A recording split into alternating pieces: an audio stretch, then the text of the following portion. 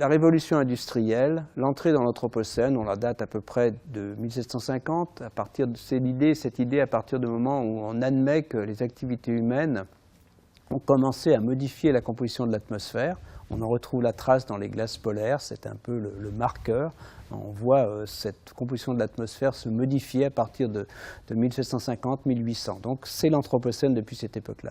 Il faut bien reconnaître que cette période a été une période de grand développement, d'amélioration de la vie en général, malheureusement aussi d'accroissement de certaines inégalités entre pays pauvres et pays riches, et même au sein de certains pays riches. Il ne faut pas non plus oublier ça, mais globalement, c'est une période de développement. Il suffit pour ma génération, on parle de 30 glorieuses, ce n'est pas pour rien. Ce développement a amené un certain bien-être, mais on a un peu oublié que ce bien-être, s'accompagnait aussi d'aspects assez négatifs, comme ces émissions de gaz à effet de serre. Alors, pour le moment, le réchauffement est perceptible, le réchauffement, disons, lié à nos activités, il est perceptible, il n'est pas dangereux.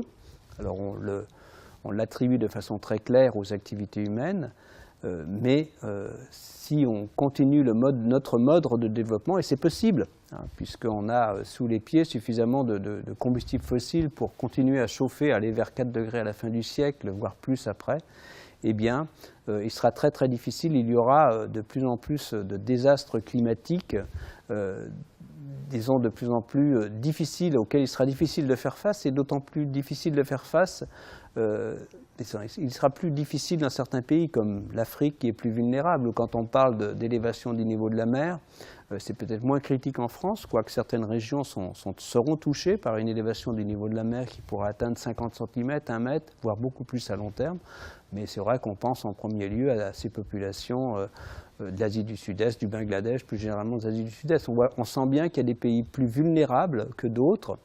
Et d'ailleurs, quand on regarde l'Afrique, on perçoit aussi que certains de ces pays ne se sont pas développés ou mal développés parce que justement leur climat n'y est pas favorable. Si on regarde les pays sahéliens, ces pays seront encore plus touchés par ce réchauffement climatique. Et donc c'est ça tout l'enjeu. Si on continue, disons un peu de façon égoïste, pays développés sur notre trajectoire, si les pays en voie de développement, les pays émergents adoptent notre mode de développement, nous irons collectivement vers des réchauffements auxquels il sera difficile de faire face.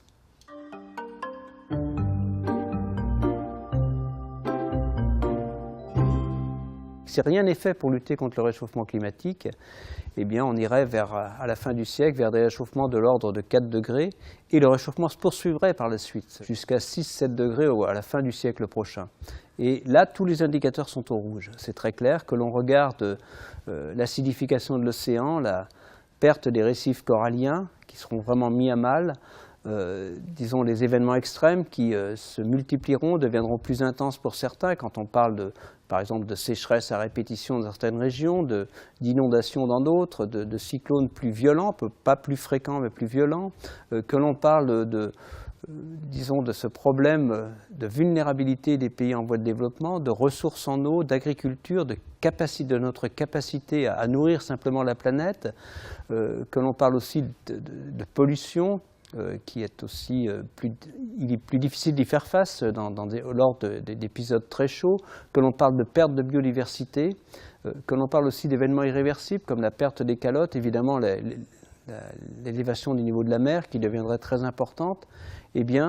Si on laisse aller la machine, si rien n'est fait pour lutter contre le réchauffement climatique, tous les indicateurs sont au rouge. À l'inverse, si on réussit à limiter le réchauffement à 2 degrés, on voit qu'il y a une possibilité d'adaptation. Pas pour tout, l'élévation du niveau de la mer se poursuivra, mais il sera beaucoup plus facile de s'adapter, au moins pour l'essentiel, au réchauffement climatique si on réussit à le limiter, tandis que si on ne fait rien, il sera très difficile, voire impossible de s'adapter dans certains cas.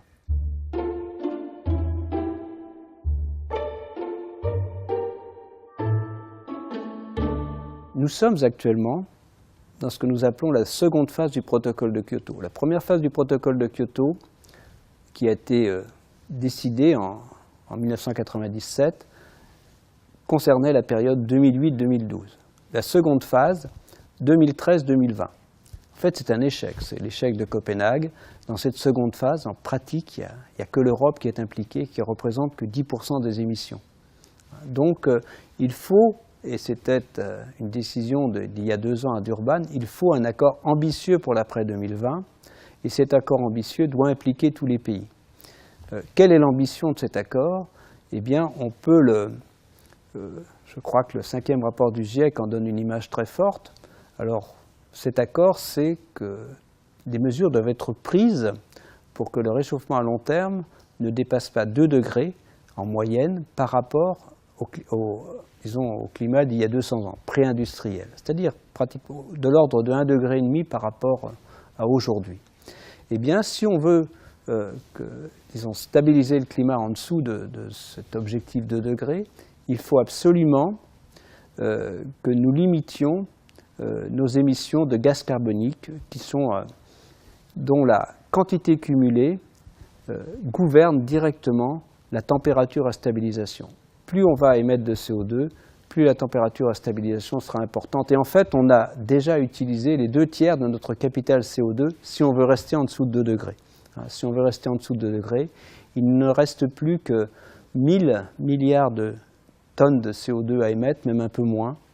Alors ça représente à peu près une trentaine d'années, 25 ans au rythme actuel d'émissions du CO2. Évidemment, ce n'est pas ça qu'on va faire.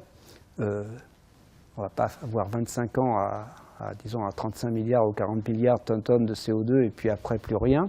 Les économistes nous disent ce qu'il faut faire, eh bien, c'est atteindre rapidement un pic d'émissions de CO2 et d'autres gaz à effet de serre. Il faut jouer sur le court terme également sur le méthane en particulier.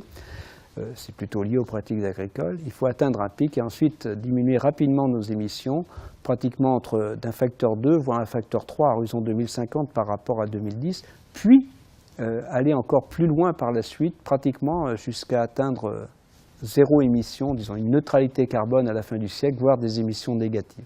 Donc c'est un objectif ambitieux qui est décrit par les économistes, qui correspond exactement à ce constat des scientifiques. On n'a plus droit qu'à 1000 milliards de tonnes de CO2 d'émissions.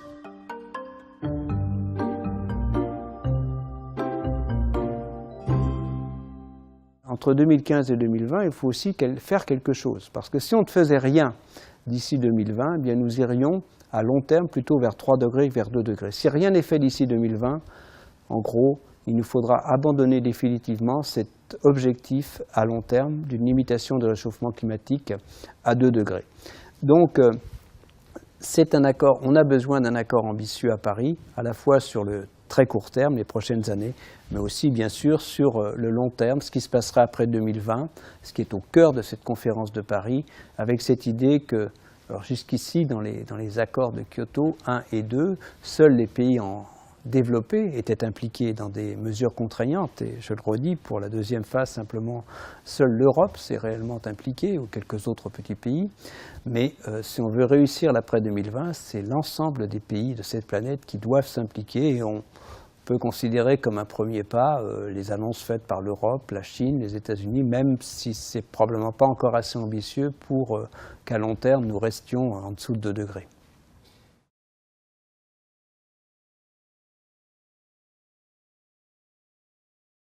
Ce qu'attendent les pays en voie de développement, eux, ils parlent plus en termes d'adaptation au réchauffement climatique. Ils savent, ils perçoivent très bien que le réchauffement climatique est important pour eux, mais certains pays émettent d'ailleurs très peu de gaz à effet de serre. Et ce qu'ils demandent, et ça sera partie vraiment intégrante de ces discussions, eh bien, c'est une aide financière des pays riches vers les pays pauvres, en premier lieu pour les aider à s'adapter au réchauffement climatique et aussi à adopter un mode de développement qui soit compatible avec, à long terme, disons, cet objectif de 2 degrés. Et ça, c'est ce qu'on appelle le fonds vert. Donc les pays développés ont promis aux pays en voie de développement que ce fonds vert atteindrait 100 milliards de dollars par an à horizon 2020. L'espoir pour 2015, c'est au moment d'avoir 10 milliards de dollars, et ça, c'est presque bouclé. Donc il y a eu déjà un premier pas de fait par les pays développés, des engagements qui ne sont pas encore suffisants, loin de là, mais en tout cas, la machine se met en marche. Cette idée que les pays développés doivent aider les pays en développement et les pays les plus vulnérables à s'adapter au réchauffement climatique et aussi à lutter contre le réchauffement climatique est en marche. Et une des clés, je crois, de la conférence de Paris, c'est cette capacité des pays développés à tenir les engagements en termes disons, d'échanges financiers, de flux financiers, ces engagements qui ont été faits à la conférence de Copenhague, cette création du Fonds vert, et ça sera une des clés de la conférence de Paris, tout comme évidemment les engagements des pays développés à lutter contre le réchauffement climatique en termes de diminution des gaz à effet de serre. Et ça devrait jouer un effet d'entraînement par rapport aux autres pays, parce que maintenant le 4e pays émetteur, c'est l'Inde, derrière ensuite l'Indonésie, le Brésil, ces pays qui ne sont pas classés pour le moment dans les pays riches, doivent évidemment participer à la lutte contre le réchauffement climatique, autrement, eh bien, on n'y arrivera pas.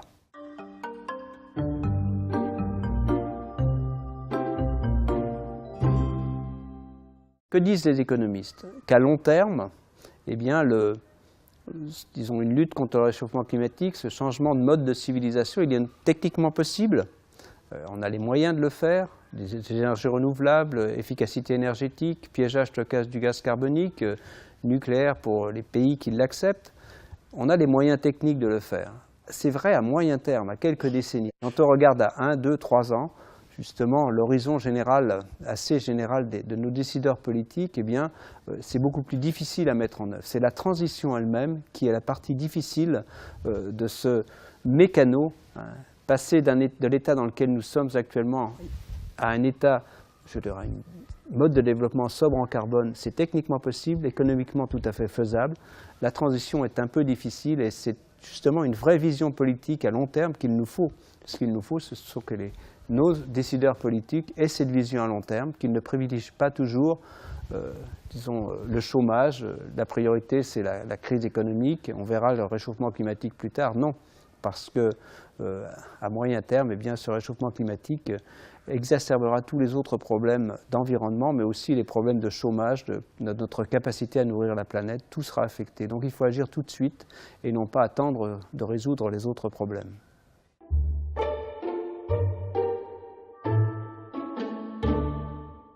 Ces moyens existent. Disons que rester en dessous de 2 degrés est possible. C'est d'abord une action très forte, très volontariste sur, disons, sur notre système énergétique au sens large. Tout simplement parce que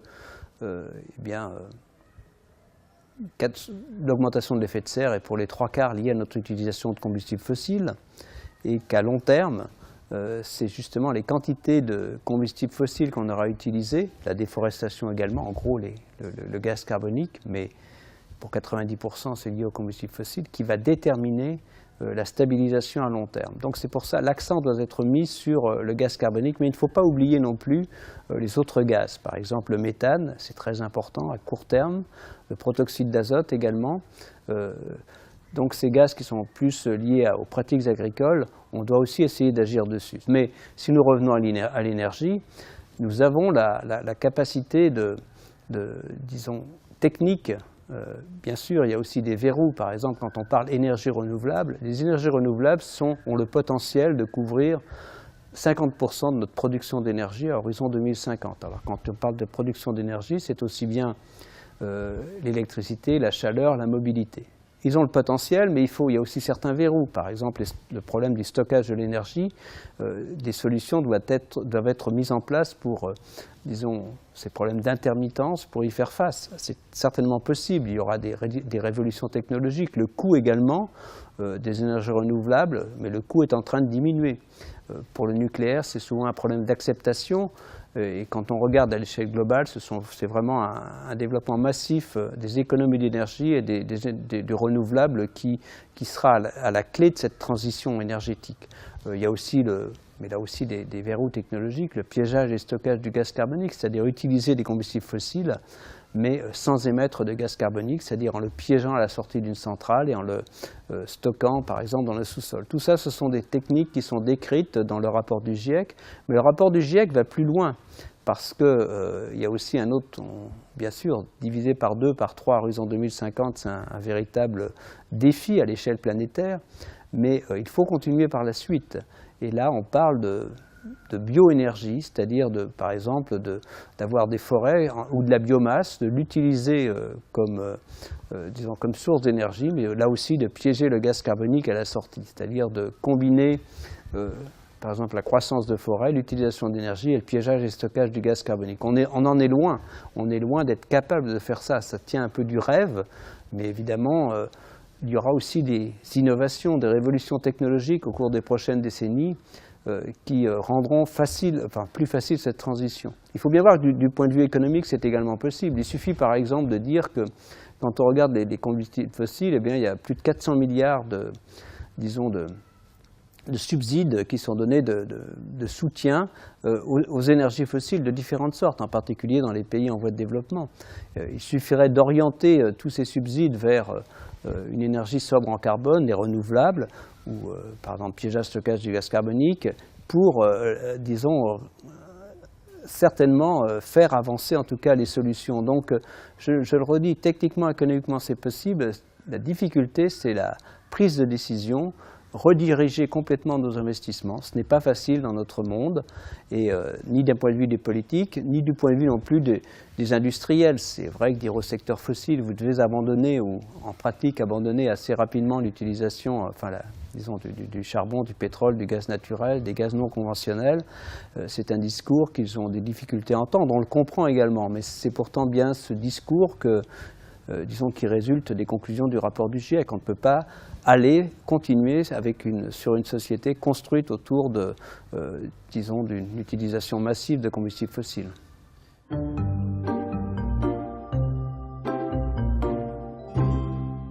Bouleversement est peut-être un grand mot en termes de mode de vie. C'est pour moi un autre mode de développement qui est aussi, disons, enthousiasmant que celui sur lequel nos générations se sont construites, mais qui ne peut pas non plus se passer d'initiative individuelle. Je pense qu'on doit être chacun d'entre nous concerné. Ça ne sera pas facile de passer, disons, d'une voiture classique à des voitures électriques ou de vers les transports en commun. Ce sont des vraies décisions, les économies d'énergie. L'image que je donne souvent, c'est la transition énergétique en France. Si on veut vraiment la réussir, bien sûr, c'est beaucoup d'efficacité énergétique, mais aussi de la sobriété. Alors, la sobriété, c'est un peu, disons, regarder ce qu'on fait avec l'énergie dont on dispose. Ou bien, on peut aussi regarder son régime alimentaire. Eh bien, quand on parle de sobriété, aller plus d'un régime, disons, basé sur beaucoup de viande vers un régime plus, où les légumes, plus végétariens en tout cas, disons, où on utilise moins de viande. Eh bien, tout ça, ce sont des pratiques qui concernent chacun d'entre nous. Et j'ai fait beaucoup dans le cadre du débat national sur la transition énergétique, j'ai fait des conférences, beaucoup de conférences grand public. Alors quand on parle d'efficacité énergétique, tout le monde écoute, parce que tout le monde comprend qu'on est gagnant-gagnant. Si on isole son appartement, sa maison, eh bien, à plus ou moins long terme, en tout cas, on y gagne en termes de consommation d'énergie. Mais quand on parle de sobriété, les gens écoutent beaucoup moins. Et pourtant, il faut effectivement, je dirais, que nous fassions attention, chacun d'entre nous, à nos modes de consommation, à ce qu'on fait. Je donne toujours cette image pour la France. Si on regarde pour la France, la moitié des émissions de gaz à effet de serre, à peu près la moitié des émissions dans notre pays, sont liées au transport et au domestique, ce qu'on fait chez soi en termes de chauffage, d'utilisation disons, d'appareils électriques de tout genre, disons, le domestique.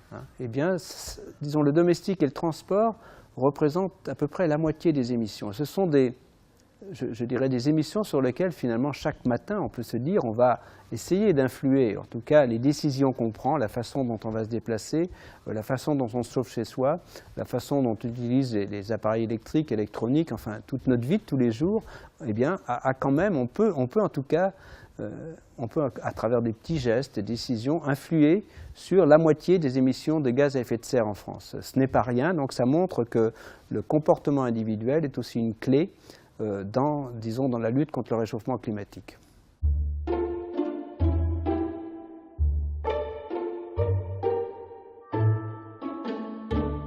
Donc moi, je me suis impliqué dans le GIEC depuis une vingtaine d'années. J'ai d'abord été auteur du 2e et du 3e rapport du GIEC, qui sont parus en 1995 et 2001. Depuis, je suis membre du bureau du GIEC, dans le 4e et 5e rapport. Donc, je suis vice-président du groupe scientifique. Donc, c'est le groupe qui fait le premier rapport. Ce que j'observe dans cette vie du GIEC, eh bien, les discussions sont très vives entre les participants. Disons, ça se passe autour d'un chapitre. Il y a beaucoup de discussions. Mais à la fin, on arrive effectivement à, disons, à un consensus à adopter entre nous d'abord, un résumé pour décideurs, à proposer un résumé pour décideurs qui va ensuite être adopté par les représentants des gouvernements. Mais cette phase montre effectivement des discussions très fortes entre les participants, par exemple dans le chapitre de l'attribution du réchauffement climatique. Mais globalement, cette communauté se retrouve autour de la conclusion du rapport du GIEC qui est actuellement que, disons, l'essentiel, une large part du réchauffement climatique des 50 dernières années est très probablement, extrêmement probablement, plus de 95% déjà lié aux activités humaines. Ceci ne veut pas dire, bon, bien sûr, il n'y a pas que la communauté du GIEC, mais cette communauté est très large, beaucoup de disciplines. Il y a aussi d'autres scientifiques qui sont plus sceptiques par rapport à, disons, aux conclusions du GIEC. Le scepticisme est quelque chose de tout à fait utile. On a vraiment au niveau des arguments sur l'attribution du réchauffement climatique aux activités humaines, de plus en plus de cohérence dans ce qu'on observe en termes de réchauffement climatique, en termes de température, mais aussi de fonte des glaces, de réchauffement de l'océan, d'élévation du niveau de la mer, qui est un témoignage à la fois de la fonte des glaces et puis, disons, de la dilatation thermique de l'océan. On a vraiment tous ces témoignages, c'est la façon dont le réchauffement est distribué dans l'atmosphère, qui laisse peu de place au doute. Ça ne veut pas dire que le doute est... Enfin, je veux dire, il est normal que des gens expriment les doutes, mais quand on regarde de façon, je dirais, posée, de façon scientifique, les arguments des uns et des autres, vraiment, je crois que les conclusions du GIEC se sont, disons, rapport après rapport, affermis et sont vraiment, en termes d'attribution du réchauffement climatique aux activités humaines, très claires et très convaincantes.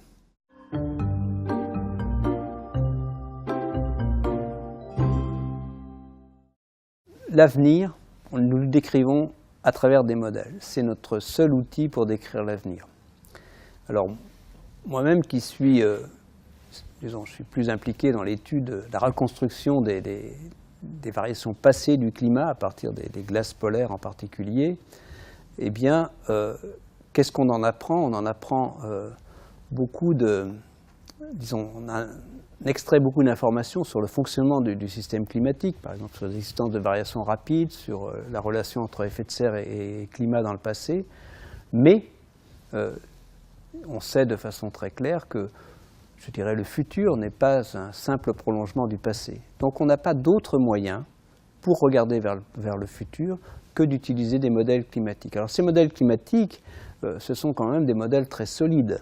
D'abord, la physique, eh bien, c'est la même que celle des modèles météo, ceux qu'on utilise tous les jours, qui savent très bien nous prévoir le temps jusqu'à 10 jours. Ensuite, ces modèles, eh bien, pour les exploiter, il faut que nous fassions des hypothèses sur les émissions des gaz à effet de serre, sur l'évolution de ce qu'on appelle dans notre jargon le forçage radiatif.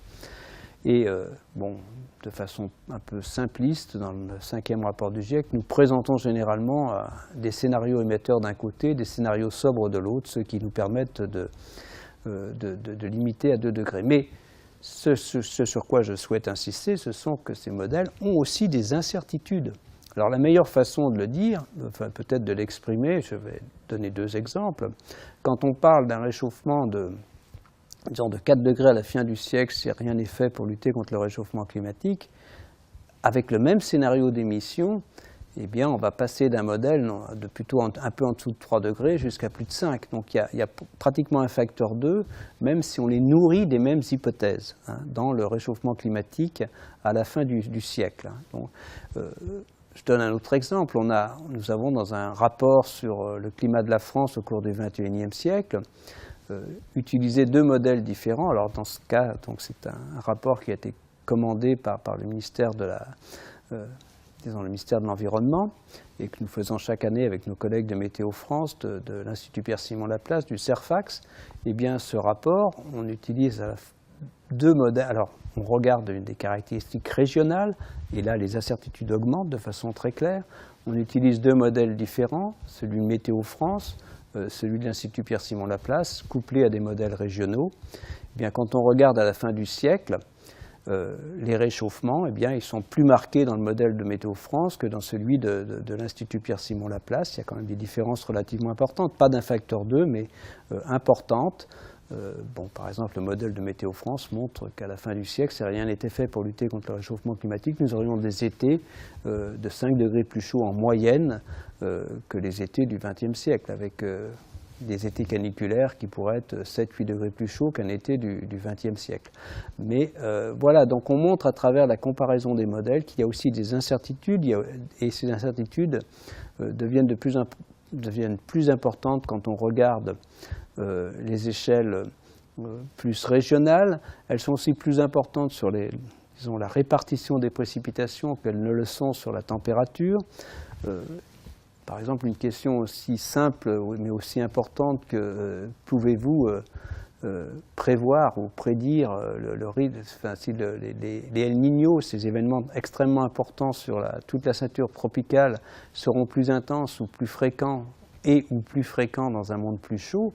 Eh bien, la réponse, elle n'est pas claire de ces modèles. Donc, je veux aussi dire que d'un côté, les modèles nous donnent, c'est le bon sens, parce que nous apportent une réponse de bon sens, c'est-à-dire que quand on augmente l'effet de serre, on augmente en gros le chauffage, on augmente la quantité d'énergie disponible pour chauffer le système climatique, l'atmosphère, l'océan, la cryosphère, et d'ailleurs l'essentiel de cette chaleur supplémentaire va dans l'océan.